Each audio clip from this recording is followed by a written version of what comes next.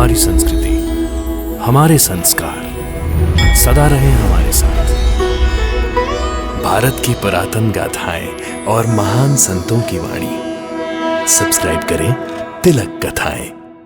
मेरी माँ ने माँ सप्तशृंगी को कहा था कि वो उसे चांदी के स्तन अर्पण करेंगी।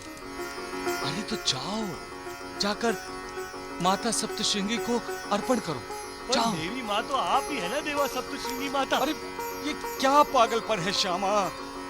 महालसापति, समझाओ श्यामा को। मन्नत पूरी करने के लिए वणी के मंदिर में ही जाना चाहिए। महालसापति जी ठीक कह रहे हैं। भूल गए गुरुजी, आपको और आपके भाई पापा जी को कितनी तकलीफें उठानी पड़ी थी। आप सीधे वणी जाइए गुरुजी। ठीक है देवा। शिरडी जाने के लिए बस मिलेगी क्या यहाँ से? किसी से पूछ लो ना। ये अचानक तुम्हें शिरडी क्यों याद आ गई? उस फकीर ने क्या कहा था, भूल गए? नहीं भूला। उसने कहा था कि हम शिरडी जाएंगे, तभी हमारी यात्रा सफल और संपूर्ण होगी। यही कहा था ना? हाँ। तुम अब तक शिरडी में ही हो? देवा, आपने मुझे जाने की आज्ञा दी क्या? श्यामा, तुम कभी कभी पढ़ाई में दिलचस्पी ना रखने वाले विद्यार्थियों की तरह व्यवहार करते हो। बस बस देवा। अरे ताने मारने की जरूरत नहीं है। अरे मुझे हमेशा डांटते रहते हो। अरे दो चार बातें सुनाने में ही आपको आनंद मिलता है। देवा, वणी जाऊं?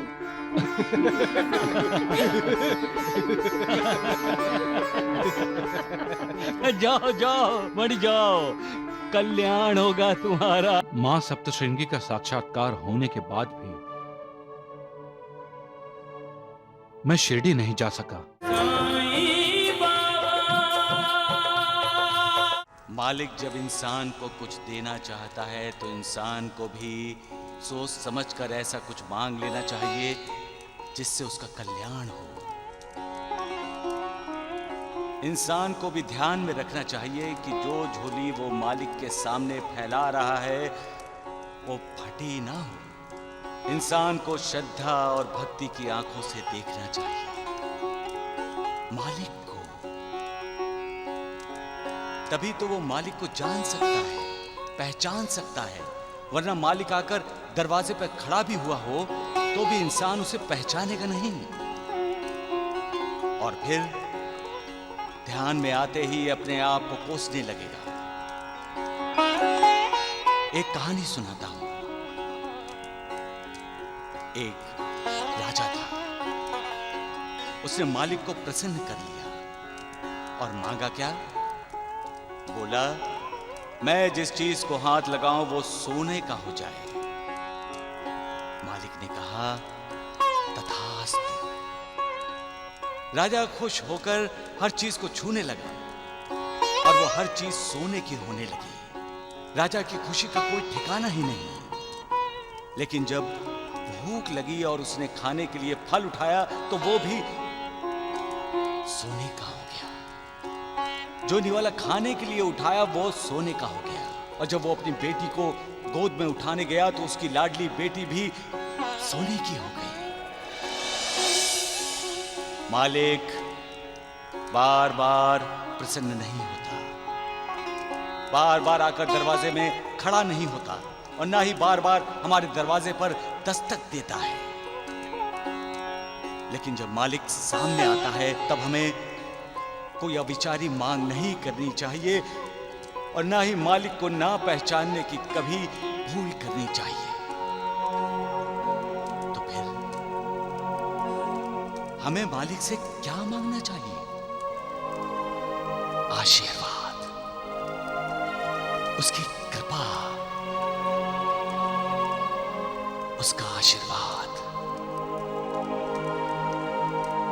जिसके साथ मालिक का आशीर्वाद है, मालिक की दुआ है, कृपा है, वो दुनिया का सबसे भाग्यशाली इंसान है, वो दुनिया का सबसे अमीर इंसान है। और जिसके साथ मालिक का आशीर्वाद नहीं है, दुआ नहीं है, वो अमीर होकर भी कंगाल है।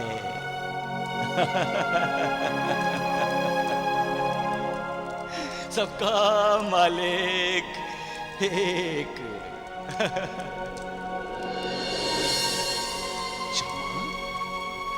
तक शिरडी में ही हो? वणी नहीं गए? कब जाओगे वणी? वणी में तो हूं देवा।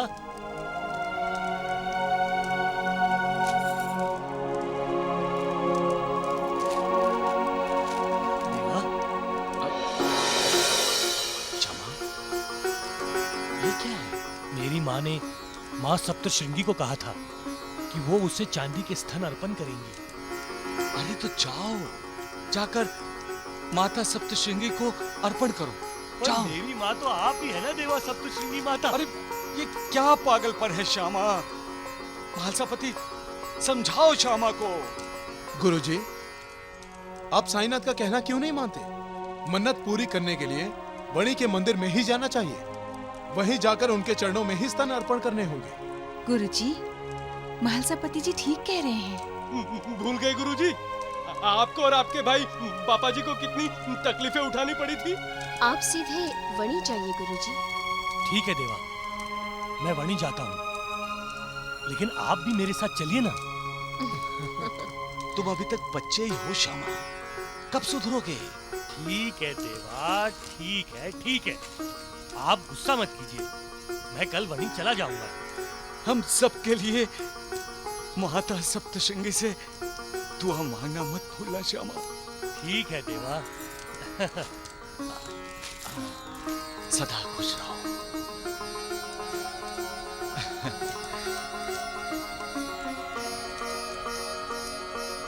कल्याण हो तुम्हारा।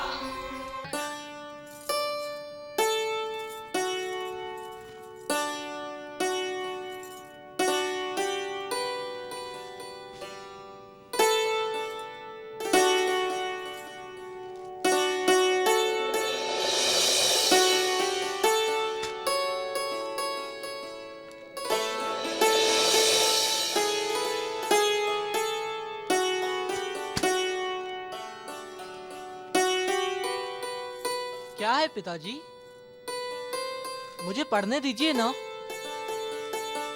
क्यों मेरी किताबें बार बार उठा रहे हैं? मेरा ध्यान उधर जा रहा है। अरे भैया, मैं तो ऐसे ही क्या देख रहे हैं आप? देख नहीं रहा हूँ, ढूंढ रहा हूँ। शिरडी ढूंढ रहा हूँ, लेकिन शिरडी के बारे में कहीं कुछ लिखा ही नहीं है। तो फिर मैं शिरडी के बाबा को कैसे ढूंढ पाऊंगा? बाबा के दर्शन कैसे कर पाऊंगा मैं? मालिक को ढूंढने की कोई जरूरत नहीं है, वो तो तुम्हारे अंदर ही है।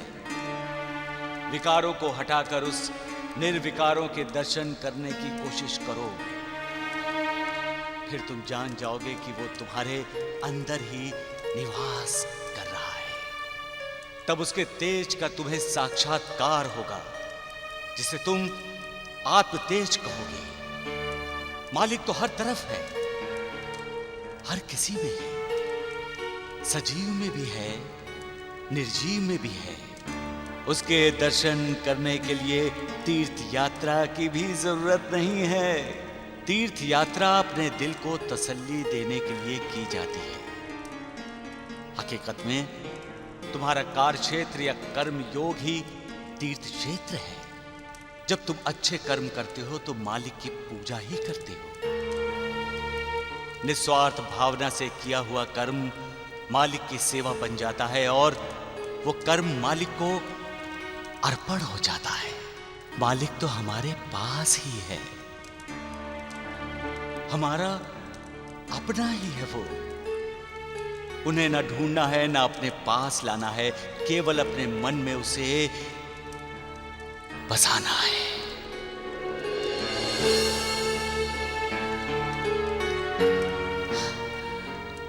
सबका मालिक एक। शिरडी जाने के लिए बस मिलेगी क्या यहाँ से? किसी से पूछ लो ना। ये अचानक तुम्हें शिरडी क्यों याद आ गई? उस फकीर ने क्या कहा था, भूल गए? नहीं भूला। उसने कहा था कि हम शिरडी जाएंगे, तभी हमारी यात्रा सफल और संपूर्ण होगी। यही कहा था ना? हाँ, हम शिरडी तो जा ही रहे हैं, लेकिन शिरडी जाने के लिए सवारी मिलेगी कहाँ से? तुम किसी से पूछते क्यों नहीं कि बस अड्डा यहाँ से कितनी दूर है? दुनिया कैसी है? अच्छी है या बुरी है? ये हमारे नजरिए पर ही निर्भर है। हम बुरी नजर से दुनिया को देखते हैं तो दुनिया बुरी है। अच्छी नजर से देखते हैं तो दुनिया हमें अच्छी दिखाई देती है। और फिर खुद हम अच्छे होंगे तो दुनिया भी अच्छी दिखाई देगी। हम बुरे होंगे तो हमें दुनिया बुरी नजर आएगी। अच्छे लोगों को कोई बुरा इंसान ढूंढने पर भी नहीं मिलता और बुरे लोगों को हर कोई बुरा ही लगता है। अच्छाई और बुराई इंसान के दिल में छुपी होती है। दुनिया में बुराई ही बुराई है। यही सोचकर अगर हम बर्ताव करेंगे तो हमारी झोली में बुराई ही आकर गिरेगी। बुरा व्यवहार किए जाने पर भी जो सबके साथ अच्छी तरह से पेश आए वो कभी दुनिया में अकेला नहीं पड़ता। उसके बहुत से मित्र बन जाते हैं और इस तरह धीरे धीरे कारवां बढ़ता रहता है। ऐसे लोग सबका भला करते हैं और बदले में उन्हें लोगों की दुआएं मिलती हैं। लोग इन पर भरोसा करने लगते हैं। क्यों? क्योंकि ऐसे लोगों की कथनी और करनी में कोई फर्क नहीं होता। उनका व्यवहार वैसा ही होता है जैसा वो बोलते हैं। दिल में कुछ और होठों पर कुछ। ऐसा नहीं होता। इन्हें कोई अपना शत्रु नहीं समझता, क्योंकि हर कोई जानता है कि ये जब भी करेगा कल्याण ही करेगा, अकल्याण नहीं करेगा। और अगर मेरा अकल्याण होने वाला है तो भी वो स्पष्ट कर देगा कि तुम्हारा अकल्याण होने वाला है, ऐसा मत करो। जो हर किसी को अपना मित्र बनाता है वो महान है, बड़े दिल वाला है। और जो हर किसी को अपना शत्रु बांधता है, बनाता है, वो छोटे दिल वाला है।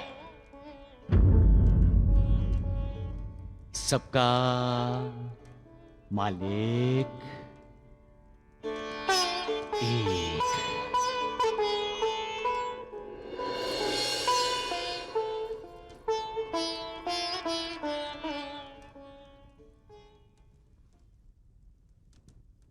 श्यामा, तुम अब तक शिरडी में ही हो? देवा, आपने मुझे जाने की आज्ञा दी क्या? श्यामा, तुम कभी कभी पढ़ाई में दिलचस्पी ना रखने वाले विद्यार्थियों की तरह व्यवहार करते हो। बस बस देवा, अरे ताने मारने की जरूरत नहीं है। अरे मुझे हमेशा डांटते रहते हो। अरे दो चार बातें सुनाने में ही आपको आनंद मिलता है। अरे 72 जन्मों के संबंध है हमारे। तो क्या आप हर किसी के सामने मुझे डांटते रहोगे? अब तुम मुझे डांट रहे हो या प्यार से बोल रहे हो? बोलो। अब इसे डांट कहते हैं। देवा, आपको छोड़कर जाने का जी नहीं चाहता। पगले, मैं तुम्हारे साथ हूं। तुम मुझे छोड़कर भी गए तो मुझे तुम्हें छोड़कर जाना नहीं चाहिए, है ना? तुम जब भी मुझे आवाज दोगे तो मैं तुम्हारे साथ ही होऊंगा श्यामा। देवा, वणी जाऊं?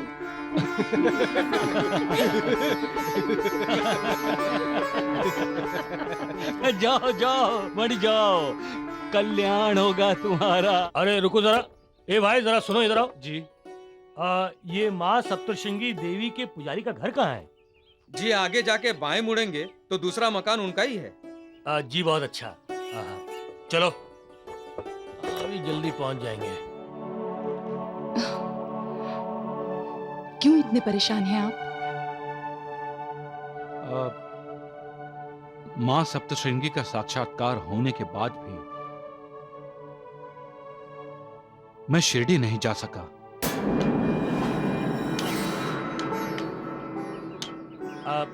बेटा,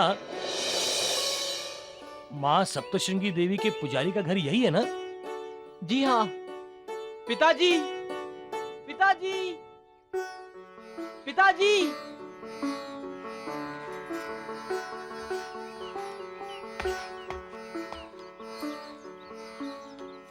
नमस्ते। नमस्ते। देखिए, मंदिर में कोई अनुष्ठान करना है तो वो मुझसे नहीं होगा। मेरी मनस्थिति ठीक नहीं है, बुरा मत मानिए। आप किसी दूसरे पुजारी से करवा लीजिए। पुजारी जी, हम बड़ी दूर से आए हैं, शिरडी से आए हैं।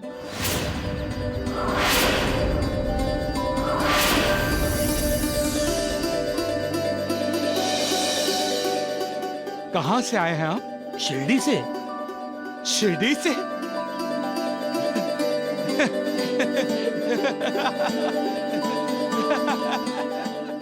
सुना उषा गोपी, ये दोनों शिरडी से आए हैं।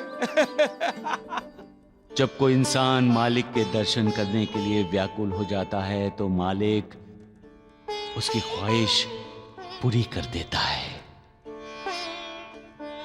मालिक के दर्शन की जितनी तीव्र इच्छा मन में होगी, उतनी ही भक्ति बढ़ेगी, उतना ही विश्वास बढ़ेगा और उतनी ही तेजी से दर्शन की इच्छा भी पूरी होगी। जो भी कोई बुलावा भेजता है वो आने का प्रबंध भी करेगा ना।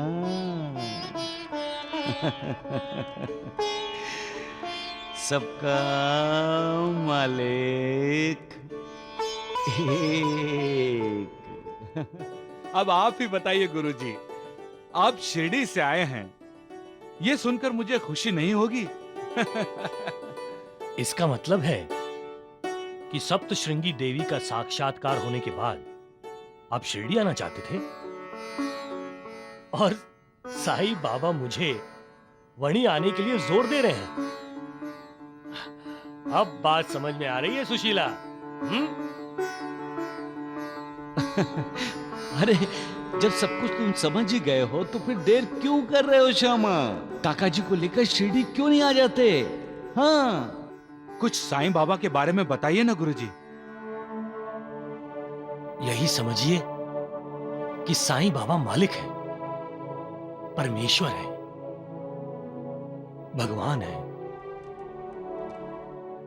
उनके केवल दर्शन मात्र से ही हमारी सारी पीड़ाओं का नाश हो जाता है।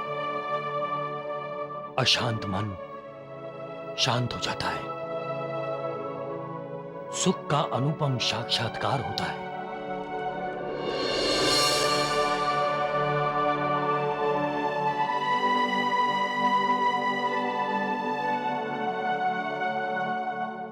जो साईं बाबा के दर्शन के लिए द्वारका माई में कदम रखता है, उसका कल्याण ही कल्याण है। जय दुर्गा, जय माता, जय दुर्गा, जय दुर्गा, जय माता, जय माता, जय दुर्गा, जय दुर्गा, जय माता, जय माता, जय सिंह वाहिनी, जय असुर नाशिनी, सिंह वाहिनी, असुर नाशिनी, शैल सुजाता, जय दुर्गा, जय दुर्गा, जय माता, जय माता, जय दुर्गा, जय दुर्गा, जय माता, जय माता।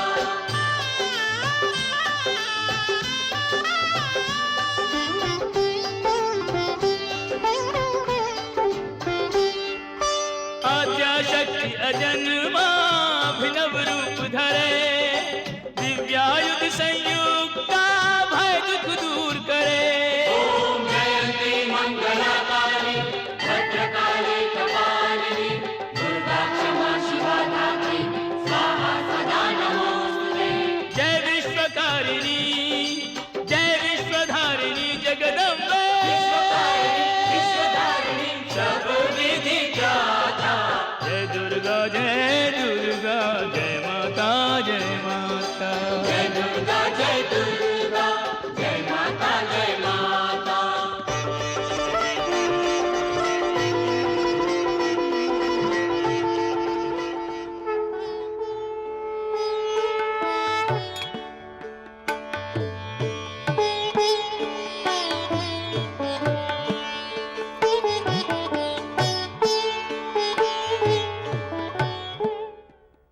गुरुजी, आप अपनी मन्नत पूरी कर लीजिए।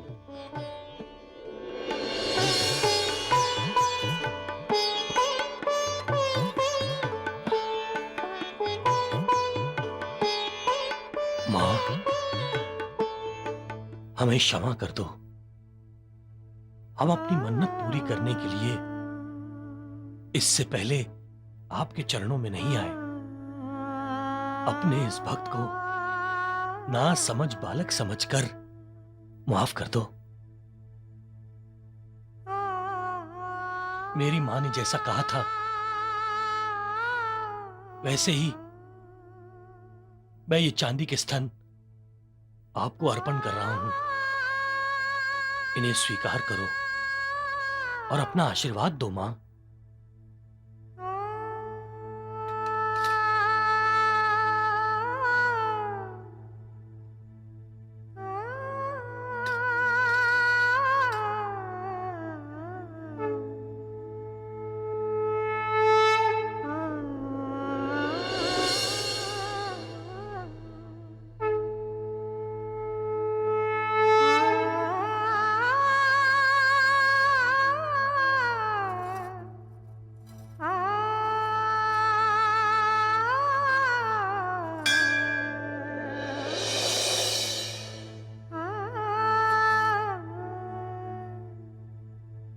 गुरुजी, मुझे जल्द से जल्द बाबा के पास शिरडी ले चलिए।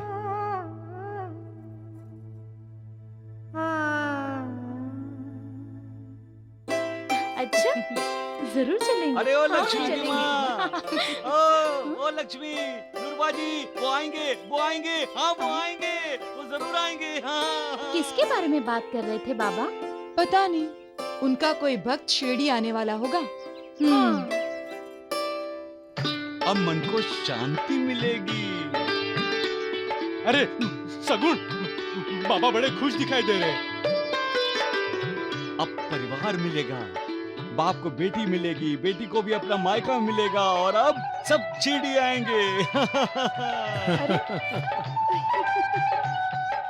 कौन आ रहा है शिरडी में महर्षपति जी?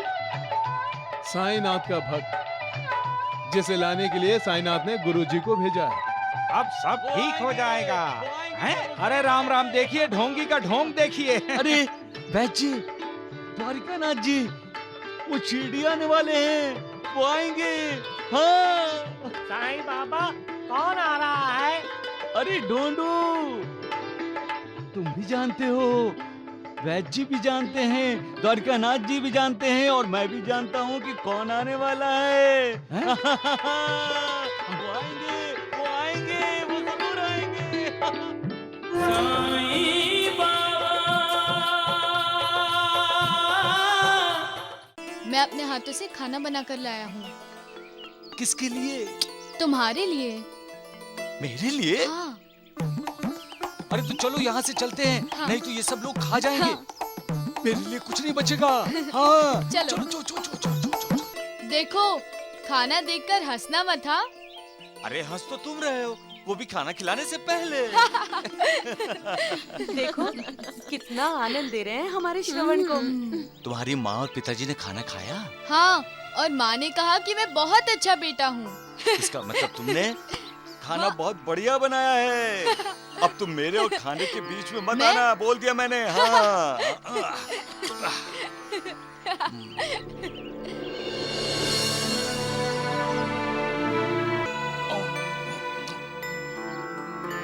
वाह, बहुत बढ़िया।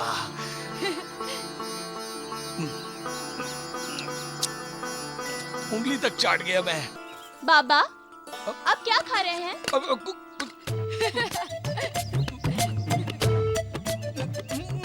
तो फिर आपके मुंह में क्या है? अरे देखो लक्ष्मी, तुम मेरे पीछे क्यों पड़ी हुई हो? जा अपना काम कर। देखो श्रवण, अब चाहे कुछ भी हो, तुम मेरे लिए जो सामान लाए हो खाने के लिए, वो मैं किसी को नहीं दूंगा। मैं सब खा के ही दिखाऊंगा। हाँ।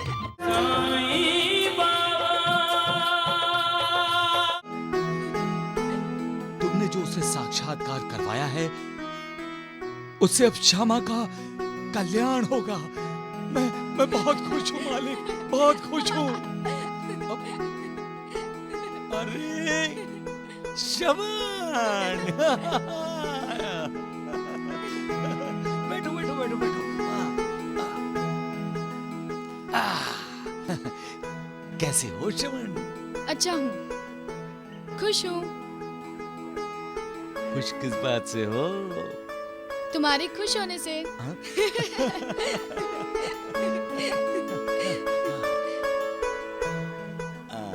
लो लड्डू। क्यों, तुम्हें तो लड्डू बहुत पसंद है।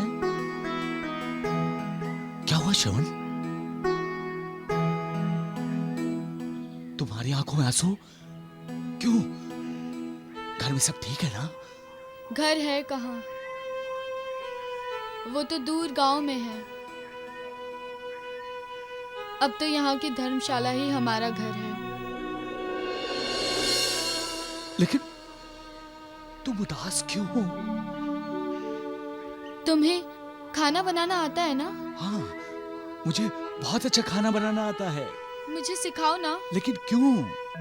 अभी तो तुम बच्चे हो, तुम्हारे पढ़ने के दिन हैं, खेलने कूदने के दिन हैं।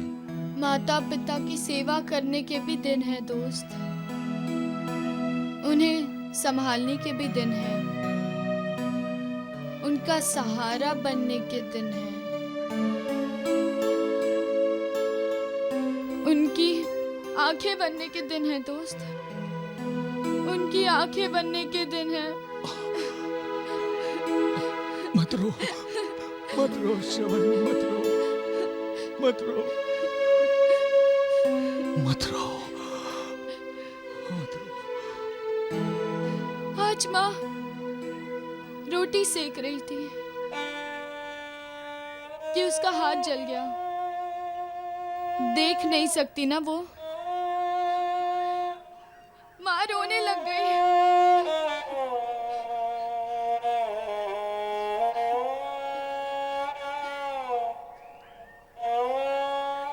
और मेरी आवाज देते ही उसने अपने आंसू पोंछ डाले। अपना दर्द भूलकर वो मेरे लिए मुस्कुराने की कोशिश कर रही थी। अपना दर्द छिपाना चाहती थी वो मुझसे। मैं इतना बड़ा हो गया हूं, फिर भी मैं उसका दर्द दूर नहीं कर सकता, उसके आंसू नहीं पोंछ सकता, उसकी आंखों की रोशनी नहीं लौटा सकता। कैसा बेटा हूं मैं दोस्त, कैसा बेटा हूं मैं। तुम बहुत अच्छे बेटे हो श्रवण, जो तुम अपने माता पिता का इतना ख्याल रखते हो, उन्हें सुख देने की, उन्हें सुखी देखने की कोशिश करते हो। तुम हमेशा भगवान से बातें करते हो ना, तो फिर उसे बोलते क्यों नहीं कि वो मेरे माता पिता की दृष्टि लौटा दे।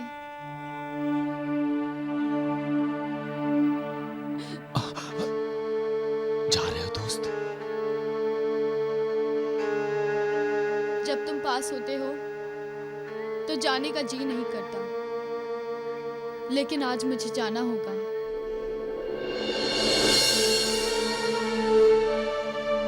आज मैं खाना बनाऊंगा, माँ को बनाने नहीं दूंगा मैं।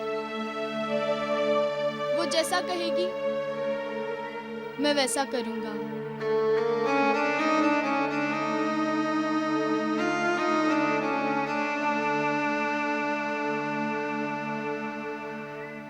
मालिक, कब तक श्रवण की परीक्षा लेते रहोगे मालिक? कब तक? उस श्रवण पर रहम क्यों नहीं करते हो मालिक? पूर्व जन्मों के बंधनों से आजाद क्यों नहीं करते मालिक? इसीलिए तो दुनिया वाले तुम्हें कठोर कहते हैं, निर्दयी कहते हैं। उन्हें दिखा दो मालिक कि तुम कितने नर्म, कितने मुलायम दिल के हो, कितने दयावान हो। अपनी करुणा की, अपनी कृपा की बरसात करो मालिक, और हंसी खुशी की फसल उगाओ।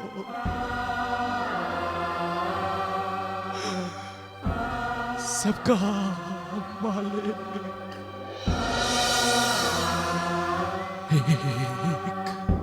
दोस्त, दोस्त, इधर आओ। क्यों? जल्दी आओ, जल्दी आओ। आता हूँ।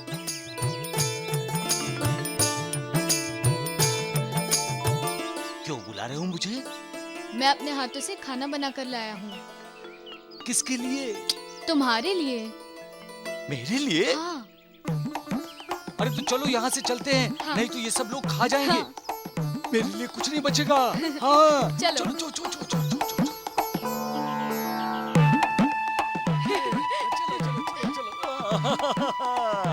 अरे वाह! अरे अरे खाना निकालो, बहुत जोरों से भूख लगी है। अरे तुम हंसते ही रहोगे या खाना भी खिलाओगे? अरे तुम तो बच्चे जैसे कर रहे हो दोस्त। अरे बच्चा ही तो हूँ मैं। बंद डिब्बे में से खाने की इतनी अच्छी खुशबू आ रही है। खोलोगे कब? अरे जल्दी से डब्बा खोलो ना। और देखो अब कोई आएगा तो मुझे खाना खाने को नहीं मिलेगा। हाँ क्या क्या है इसमें? रोटी और सब्जी लाया हूँ। अरे वाह, ये तो संपूर्ण भोजन हो गया। अरे जल्दी से डब्बा खोलो ना। देखो खाना देखकर हंसना मत। हाँ अरे हंस तो तुम रहे हो, वो भी खाना खिलाने से पहले। देखो कितना आनंद दे रहे हैं हमारे श्रवण को। तुम्हारी माँ और पिताजी ने खाना खाया? हाँ, और माँ ने कहा कि मैं बहुत अच्छा बेटा हूँ। इसका मतलब तुमने खाना बहुत बढ़िया बनाया है। अब तुम मेरे और खाने के बीच में मत आना, बोल दिया मैंने। हाँ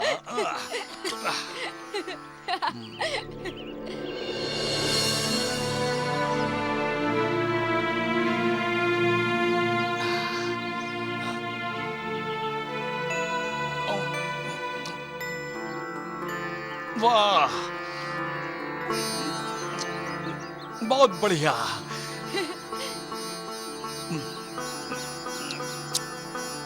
उंगली तक चाट गया मैं। लक्ष्मी, बाबा।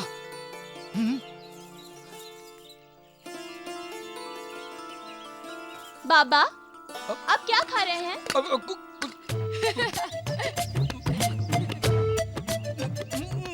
तो फिर आपके मुंह में क्या है?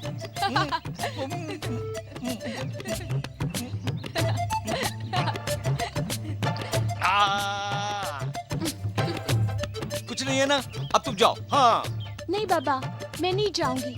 मैं भी खाऊंगी जो आप खा रहे हैं। अरे मैंने बोला ना, कुछ नहीं खा रहा हूँ मैं। तो फिर आपके पीछे क्या है?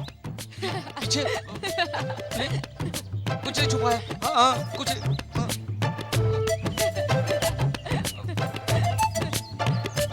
अरे ये क्या है? कहाँ? वो आपके पीछे? कहाँ? अरे देखो लक्ष्मी, तुम मेरे पीछे क्यों पड़ी हुई हो? जा अपना काम कर। देखो श्रवण, अब चाहे कुछ भी हो, तुम मेरे लिए जो सामान लाए हो खाने के लिए, वो मैं किसी को नहीं दूंगा। मैं सब खा के ही दिखाऊंगा। हाँ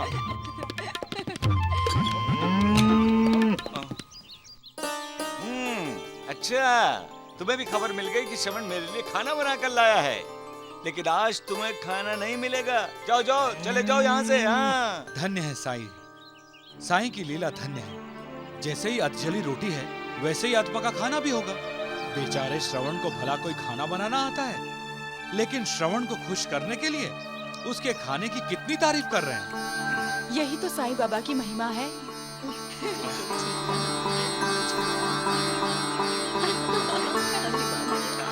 बाबा हमें भी दो। हाँ, बाबा, हमें भी दो ना बाबा। दीजिए ना। बाबा हमें भी दीजिए ना। तुम सब एक साथ आ गए, मुझे मालूम था। लेकिन एक बात मैं बताए देता हूँ तुम सबको, इसमें से मैं तुम लोगों को कुछ नहीं दूंगा। हाँ मैं अकेले ही खाऊंगा। तो दे दो ना दोस्त। फिर मेरा क्या होगा श्रवण? मैं तुम्हारे लिए फिर से बना दूंगा।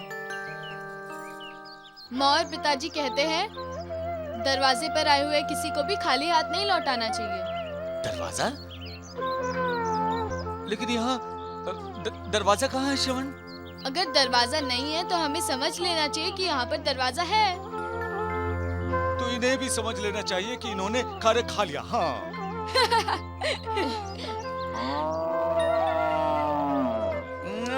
तुम्हें भी खबर मिल गई कि श्रवण ने अपने हाथ से खाना बनाया है।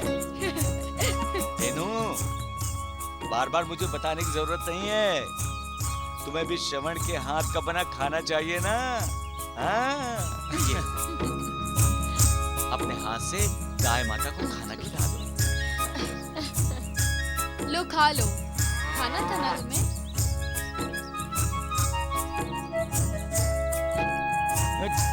ठीक है भाई, तुम सब लोग भी खाओ। लो लो लो लो। हाँ हाँ खाओ, तुम भी खाओ। श्रवण, क्या हुआ? तुम्हारी आंखें भीगी हुई क्यों हैं अब? मैं जानता हूँ कि मेरा बनाया हुआ खाना अच्छा नहीं था। रोटियां जली हुई थी और सब्जी भी ठीक से पकी हुई नहीं थी। फिर भी बहुत स्वादिष्ट था, बहुत मजेदार था, क्योंकि उसमें अपने माता पिता के प्रति प्यार, आदर और सम्मान मिला हुआ था। अपने माता पिता के प्रति श्रद्धा थी, भक्ति थी उसमें। अपनी माता के कष्ट को कम करने की भावना थी, अपने माता पिता की सहायता करने की इच्छा थी उसमें। बहुत बढ़िया खाना बनाया श्रवण, बहुत बढ़िया। देखो सब कैसे तृप्त हुए। साई कथा अनंत है, साई नाम अनमोल, जन्म सफल हो जाएगा, साई साई बोल। सबका मालिक एक। हे मालिक, तू दयालु है, कृपालु है। एक माँ की तरह तू हर इंसान का ध्यान रखता है और उसे हर दुखों से छुटकारा दिलाने की कोशिश करते रहते हो। कर्मों के भोग भोगने वाला इंसान अपने कर्म बंधन से कैसे आजाद हो, ये तुम सोचते हो मालिक। उसके दुख में तुम दुखी होते हो और उसके सुख में सबसे पहले तुम खुश होते हो मालिक। श्रवण बेटा, ये कौन बोल रहा है? मेरा दोस्त। कितना अच्छा बोलता है। हमेशा अकेले ही बोलता है। तुम्हारी तरह। कांटों की राह पर चलने वाले तो अक्सर तुम्हें याद करते हैं मालिक, लेकिन जो फूलों की राह पर चलते हैं, जब वो तुम्हें याद करते हैं, कभी तुम्हें नहीं भूलते, तब तुम उन पर फूल बरसाते हो, क्योंकि वही तुम्हारे सच्चे बंदे होते हैं मालिक। बिल्कुल सच बोलता है ये। हाँ। ऐसे ही अकेला, कभी बैठे बैठे तो कभी चलते चलते आसमान की तरफ देखकर बातें करता है। कहता है मैं भगवान से बातें कर रहा हूँ। मतलब तुम्हारा ये दोस्त भी तुम्हारी तरफ पागल है। बड़ा पागल है। चल चल चल।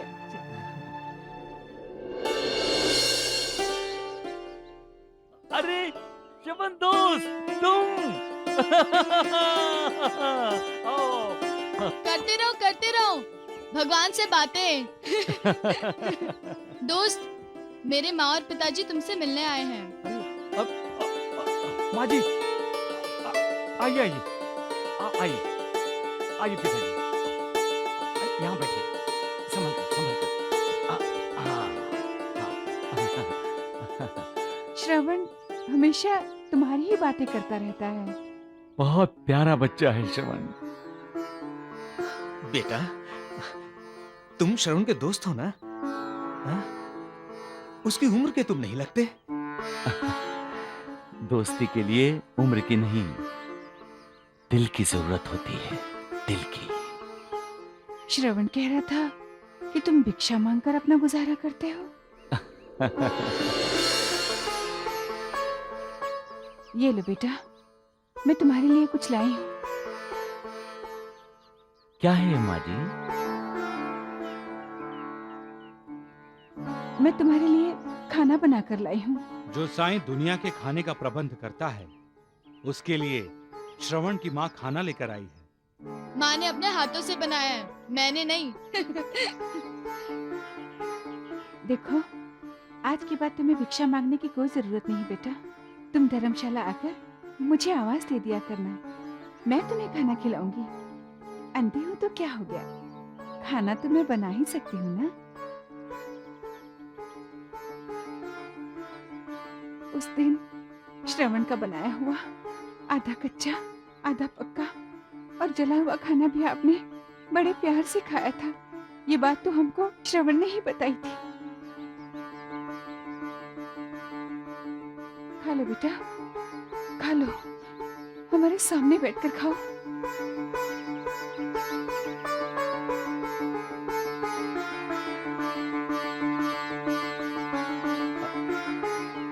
अरे सगुण, लक्ष्मी की माँ, सगुबाई, अरे लक्ष्मी बेटी, देखो माँ जी मेरे लिए खाना बना कर लाई है। हाँ, आ जाओ आ जाओ। हाँ।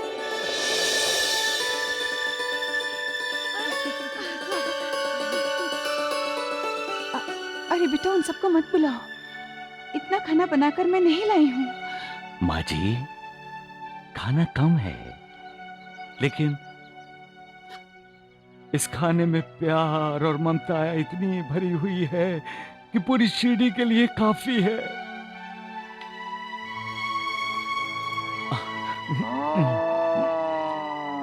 अरे धेनु, तुम भी आ गई।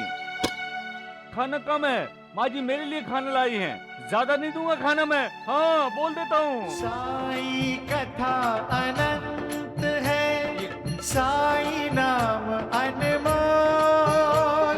जन्म सफल हो जाएगा, साई साई बोल। साई राम साई श्याम, दुख भंजन तेरु नाम। बेटा, तुम बड़े हो, हमारे श्रवण का ख्याल रखना। श्रवण मेरा ध्यान रखता है माँ जी। बेटा, हम दोनों तो अंधे हैं, न जाने क्या होगा, ये तो भगवान ही जानता है। हमारी बात, हमारे श्रवण का ख्याल रखना। तुम उसके अच्छे दोस्त तो हो ही, तुम उसके अच्छे माता पिता भी बन जाना। माँ, बेटा, हमें अपने घर ले चल बेटा। हाँ माँ, चल। और हाँ हाँ, अपने दोस्त को खाने पर लाना भूलना नहीं बेटा।